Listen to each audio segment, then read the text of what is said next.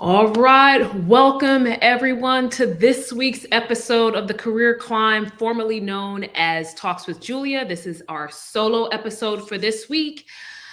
And on the Career Climb, we spark conversations with industry, executives, leaders, and professionals to share their perspectives on the career landscape, leadership, and workplace culture.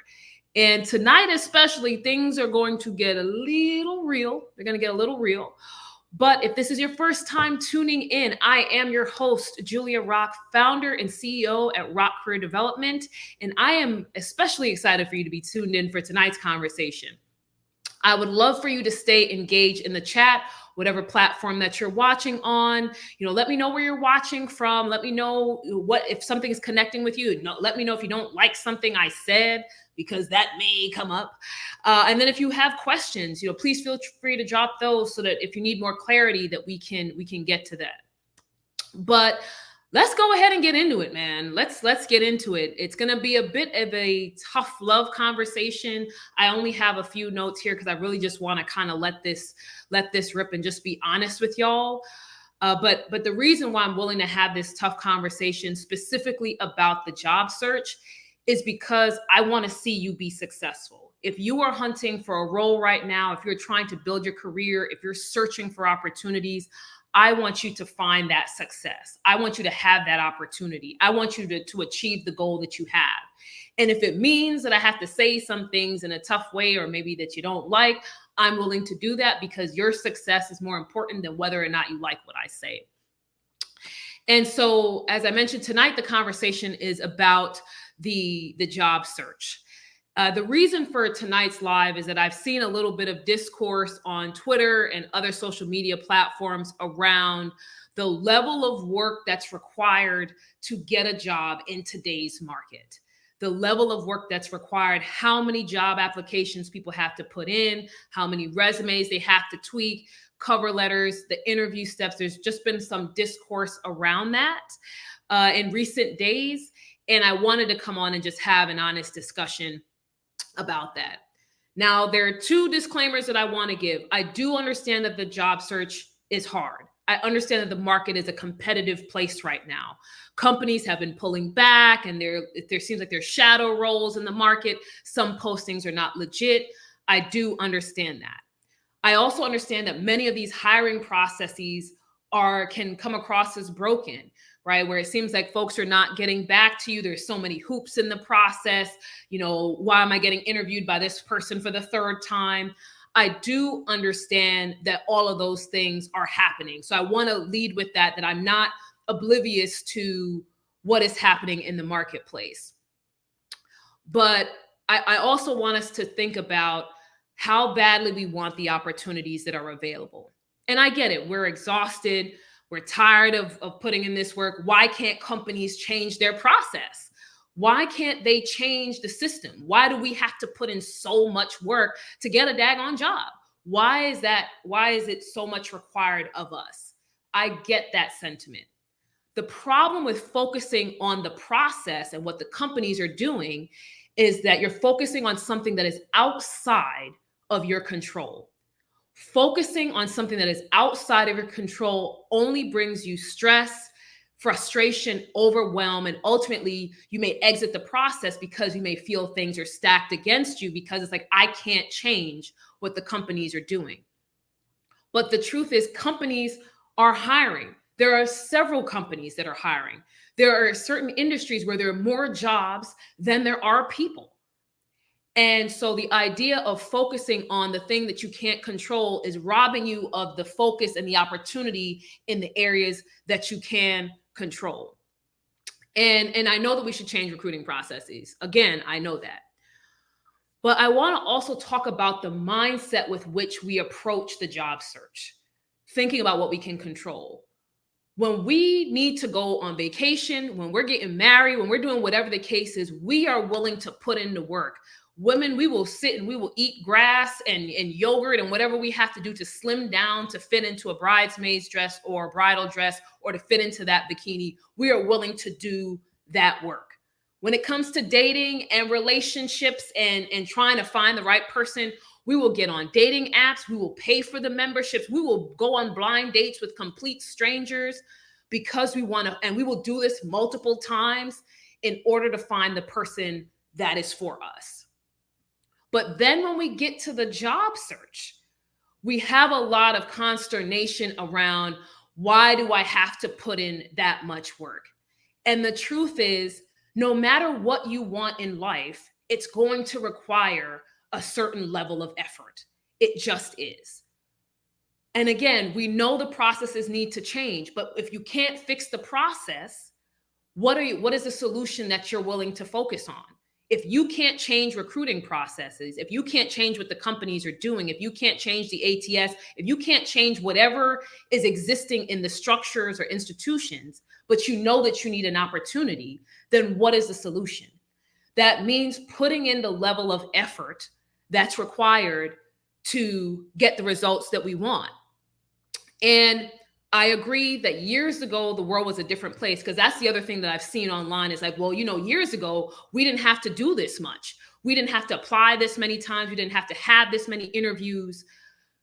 I do know that, but we have to think that the world is changing. The world has evolved. We have to take the good with the bad. At this stage in our lives, we're able to carry our entire lives on a small device in our pockets. We're able to get groceries delivered to the house without ever leaving the couch, right? We're able to plan vacations. We don't have to call a realtor. We can get on kayak and whatever they can and do those things quickly. We can have Chat GPT write an entire dissertation for us if we wanted to. So all of that good thing, that good energy and those good results that we get from technology and the world evolving, we have to take the bad that comes with it. And in today's society, companies are having to verify more than they had to in the past. There are more questions about what's real and what's fake. And so that all adds hoops to the process. And obviously the pandemic has changed a lot, not just for us as individuals, but also for companies as well. Let's be real. Companies are in business to make money. And if they feel like if they need to add steps in order to make sure they're maintaining the money that they need to and maintaining the profit for their shareholders, as much as we may not like it, that's a business decision that they're making. And so again, the world is evolving, the world has changed, and we're getting so many benefits for our personal lives. But we have to then accept the fact that there are things in our lives that will also need to change and be uncomfortable. And so that's part of what we're seeing, now with the job search process being, longer than it used to be. And again, we know that there are things that can change. But I say all that to say, how bad do you want this opportunity for yourself and for your family? How badly do you want your situation to change right now? And are you willing to make the adjustments that are required in order to see the results? Are you approaching your job, especially if you're unemployed right now? Are you approaching your job search like it's a job already? And I want to respond. I want to take a few minutes here to respond to some of the what ifs, because there are a bunch of different what ifs saying, well, hey, Julia, I have applied, I've interviewed, I'm doing all the things. And so I want to take some time to dig in specifically to those what ifs so that we're thinking about solutions. It's not enough to say that I've been applying and I haven't gotten results. If you need a job and something's not working, then we need to look at the solutions. So first, let's talk about the first what if. Julia, I have been applying to jobs nonstop and I haven't gotten any results. The discourse that I saw online, it started because someone talked about how many job applications they were putting in over the course of a year, and they were still struggling to get results. Now, the first question I would have is, if you've been applying, how many applications have you put in? Part of the job search process is a numbers game. As much as we don't like it, the truth is, part of the job search process is putting in a requisite amount of job applications. And so that's the first question. How many applications have you been putting in? And then, are you using just the same old job search site? If you're just using Indeed and LinkedIn, that's a place where everyone else is going. And so have you taken the time to try to identify some additional job search sites that are maybe tailored to your industry, that may not have as much traffic, and to see, okay, are there other opportunities that may exist? So besides the company website, some that I can mention: Get Work.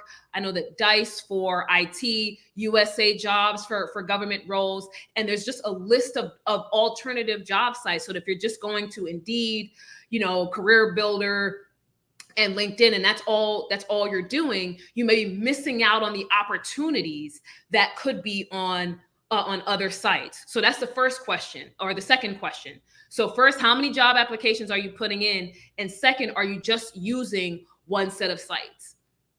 The third thing is, if you've been applying and you've put in 100 different applications, or 300 or 500 applications, and you have gotten not one response, the question also is, are you reusing the same resume, or have you made adjustments? And it's not just the content, it's also the format. I have spoken with recruiter after recruiter, and they keep saying the same thing. They do not need the Canva fonts and the dancing monkeys and the other things on the sites. They don't need that. They need a simple resume. They need a simple, clean format that allows them to quickly assess your experience and your skills to see whether or not they want to move you forward. So if you've been applying and you're not getting any results, are you using a format that may be hindering you? Even if it's not about whether or not you're beating the ATS, it may just be busy, that someone gets to your resume and they're like, this is just a lot to read, pass. So are you using a format that may not be serving you? And then, have you tweaked your resume? When you look at your job descriptions, when you look at the opportunities that you're applying for, are you tweaking the resumes enough, or are you trying to peanut butter spread a resume across several types of job descriptions and industries, and then wondering why you're not gaining traction? The other thing is also, are you updating your LinkedIn profile? In speaking to some recruiters, what I'm hearing is that for more companies, they're using LinkedIn even more now to better verify what people's skills are, where they've worked, etc. So if you've got a resume and your LinkedIn maybe is non-existent or it's not updated, the question is, are you going to get some pushback or may not get a response because you don't have an adequate profile? So are you taking the time to also update your LinkedIn profile and making sure it's robust, making sure it's accurate, making sure it's containing all of your job search or job history?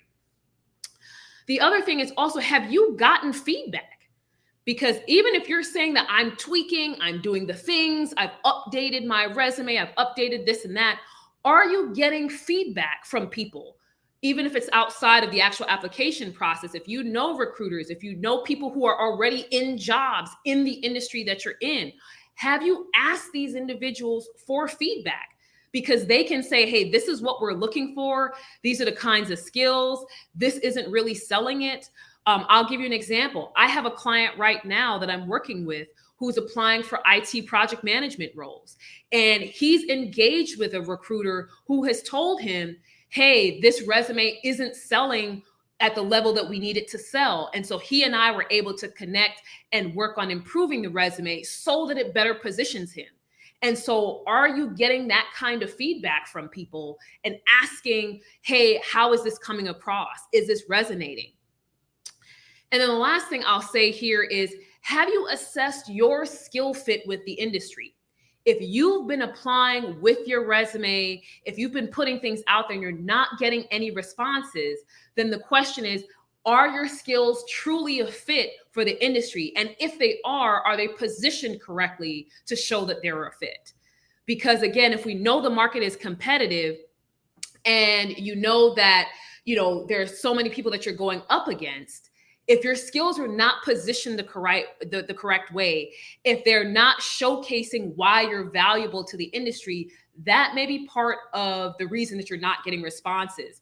So those are all the answers or the questions for, Julia, I've been applying and not getting any responses. The question is, are you taking these additional steps? And I'm sorry, y'all, I'm trying to get over this cold here. So I got to take a water break, y'all. Sorry. So the next kind of what if that I want to get to is, if you have been interviewing and not landing offers. So if you have been interviewing and you have not landed any offers, the question that I then have is, have you gone through any sort of mock interview process? Because you may think that you're killing it. You go in and they're like, yeah, man, I did my thing. I'm waiting for the call back. We just waiting now. But if you notice that keeps happening, that means something in your delivery in the interview is not connecting with the interviewers. So have you gone through a mock interview process with someone with a recruiter, with a hiring manager, whatever it might be, people that you can have access to in a less formal setting for them to vet your responses to make sure that they're effective, they're articulating your value in a meaningful way, that it's really selling you. You have to think about the entire job search process is a sales process. The entire job search search process is a sales process. You are selling yourself as the product. And if you're going into an interview and you're not adequately selling the product, which is you, then you're not going to get the offer. It's just that simple. Because there's someone else who may be able to do a better job of selling their skills. And so if you're not getting that feedback, you may not know what you need to tweak in order to better come across. When we think about the iPhone, is the iPhone the better device? No, we know that Samsungs are probably better devices in real life, but Apple has better marketing. They have better sales processes. And that's why we all think that we need an iPhone, an iPad, we need earpods, we need all the things because of how they're able to sell the value of those items. So are you selling your value in such a way that someone says, I need you to work for me. I want you in the desk. Here's an offer. And then the next question I have is, who are you speaking to in the job search process? So if you've been applying with no results, you've been interviewing with no offers, who are you speaking to in the job search process? Are you building relationships with recruiters? There are recruiters who are sitting online every day. I see them on my Twitter feed. I see them on my LinkedIn feed who are talking about, this is what we are looking for when we're looking for candidates. Some of them are even posting the jobs that they're offering. But outside of that, there are recruiters who are like, this is what we are looking for. Please do this. And so the question I have is, are you building relationships with those individuals who can tell you, hey, this is what's happening. This is what I'm seeing. If you want to put yourself to the front of the pack, here's what I would do, et cetera, et cetera. Are you building relationships with recruiters? And in addition to that, are you building relationships with hiring managers? Because again, the hiring managers, one, they know what they're looking for when they interview a candidate, but they also know what's happening inside the organizations, things that the recruiters may not be privy to just yet. The hiring managers in those functional roles, they know if the organization is shrinking or if it's expanding, if a role is going to be paused, if they're going to ramp up in a few months. And so maybe you need to kind of wait it out a little bit. These hiring managers can give you that line of sight.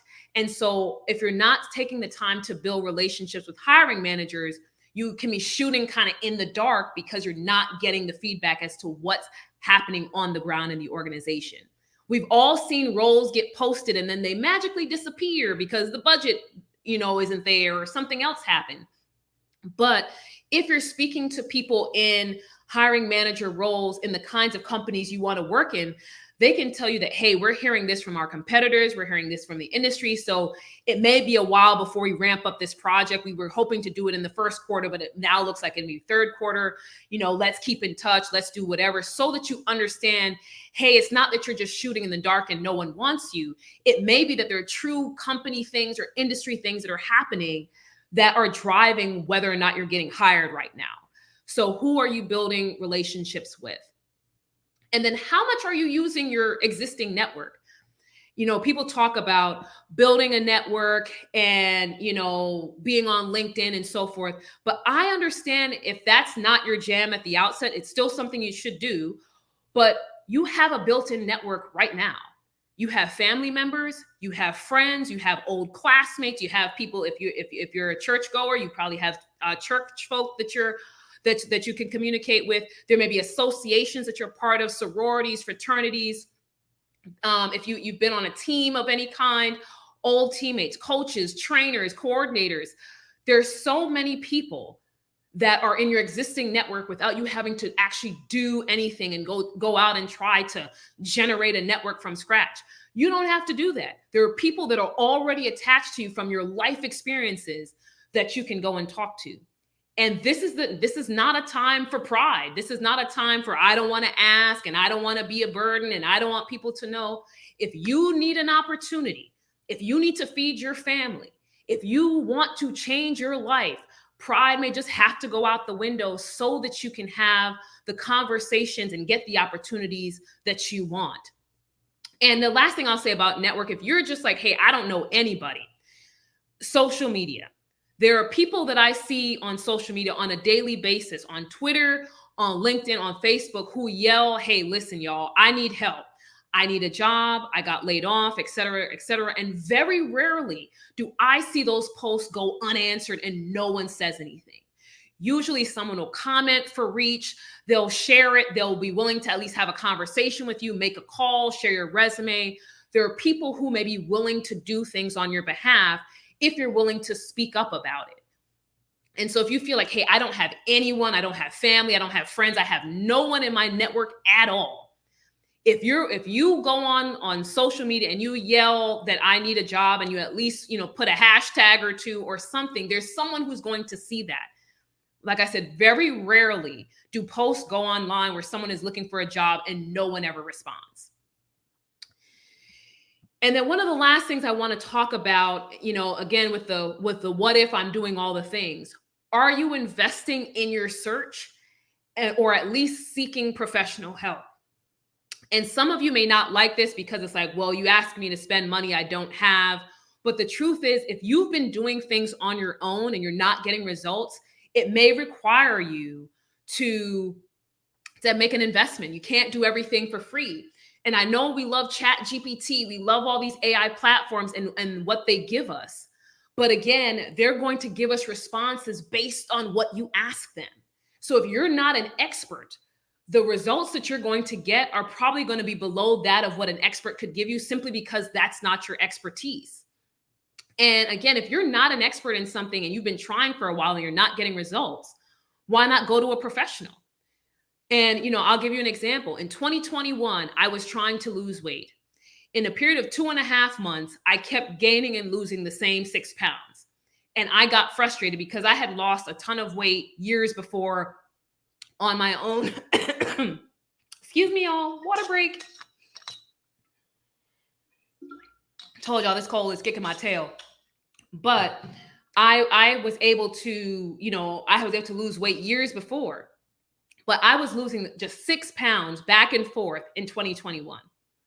I hired a personal trainer and I lost 15 pounds in 8 weeks. And that's the power of getting the help from an expert. And so I'm going to try to get through this last few minutes here. That's the power of getting professional help. So I just want to recommend to you, if you've been putting in the effort and you're not getting any results, hiring someone that's a professional will allow you to get somewhere faster, to accelerate your results and get perspective that you don't have. The thing about an expert is they have perspective on what's happening in the industry. I'm trying, y'all. Give me another second here. I was doing so well. This will not let me be great. But again, going back to the experts, they're going to give you perspective that you don't have. They're going to know people that you don't know. They're going to know methods that you don't know. And then they're going to be able to step back objectively and tell you, here's where you need to tweak. Here's where you need to make adjustments. They're going to take their feelings out of it. They're going to take the emotion out of it and really give you objective feedback. And so with that, I am going to go ahead and wrap it up because I'm struggling to get through these last few minutes. But I just wanted to say to you, this is a tough love conversation because I want to see you be successful. I want to see you guys win in your careers. I want to see you get the job opportunities that you want. but it's going to require for you to put in the effort. And I know the processes suck. I know putting in this many applications, I know how putting in this many, doing this many interviews, it sucks. But the truth is, your success should be more important to you than the amount of effort you have to put in to get something. If you have to feed your family, if you have dreams, if you have goals for yourself that you have set, if you're exiting a toxic workplace, the goal of getting out of there, the goal of starting a new life or starting fresh, the goal of achieving success needs to be bigger to you than the amount of work that you've had to put in. And so, with that, I want to say thank you for dealing with me choking through this last few minutes. If you are interested in getting help in your career journey, I'm here to serve you. You can easily contact me on LinkedIn, email me at hello@rockcareer.com. You can DM me on the platform that you're watching on. Thank you again for hanging out with me. Sorry again for choking, but if you have questions I didn't answer, also you can send me an email. Even if you don't want to work together, but you want some more insights and advice, please feel free to reach out to me. Thank you guys for hanging with me. And I will have a guest next week to talk about Gen Z in the workplace. So please stay tuned for that. Thank you guys so much for watching, and I'll see you next time.